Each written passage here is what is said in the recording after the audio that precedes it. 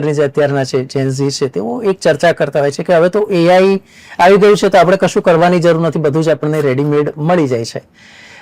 શું આપ માનો છો કે એઆઈ છે પણ એમાં આપણે હ્યુમન ટચ ઉમેરવો પડશે? અને બીજું કે એ એઆઈ તમને આપે છે પણ એ સબ્જેક્ટ સ્ટડી તો તમારે કરવું જ પડશે, કારણ કે એ તમે ડેપ્થ નહીં જાણતા હો તો એઆઈ કદાચ કંઈક ખોટું આપશે તો પણ તમને ખબર નહીં પડે. આપનું શું માનવું છે? બિલકુલ, અમારો પણ એક પ્રશ્ન હોય છે. અમે લાઈવ કોર્સ જ્યારે વિદ્યાર્થીઓને ભણાવીએ છીએ ત્યારે અમે કહીએ છીએ કે અમે પણ એઆઈ ટૂલ્સનો ઉપયોગ કરીએ છીએ તમને ભણાવવા માટે, પણ એઆઈ ટૂલ્સનો ઉપયોગ જે છે એ માત્ર રેફરન્સ માટે હોવો જોઈએ, અથવા કોઈ ક્રિએટિવ સાઇડ માટે કે જે કદાચ તમે નથી કરી શકતા, તમને એવું લાગે કે એઆઈ મને વધારે ક્રિએટિવ બનાવી આપશે, મને સ્કેચિંગ નથી ફાવતું, એના બદલે હું એઆઈને કહું મને બનાવે, દેટ ઇઝ ફાઇન.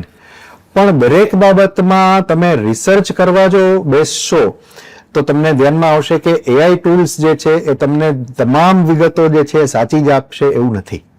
સંદર્ભ માટે ઠીક છે, એક નાનકડો રેફરન્સ તમને એમાંથી મળી જાય, બરાબર, પણ હજુ પણ પુસ્તકો, હજુ પણ વિડીયોઝ અને હજુ પણ જે પરંપરાગત માધ્યમો છે એ માસ મીડિયાના વિદ્યાર્થીઓ અથવા માસ મીડિયામાં કામ કરતા લોકો માટે તો એનો રેફરન્સ લેવો જ જરૂરી છે.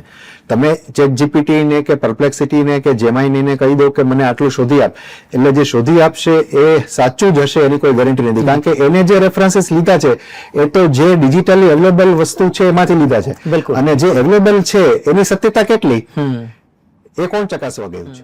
મિત્રો, આપ પણ આપની બ્રાન્ડ પ્રમોટ કરી શકો છો નેહલ મોદી સાથે.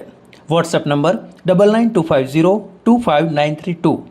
પૂરો પોડકાસ્ટ નિહાળવા નેહલની નજરે યુટ્યુબ ચેનલ સબસ્ક્રાઇબ કરો.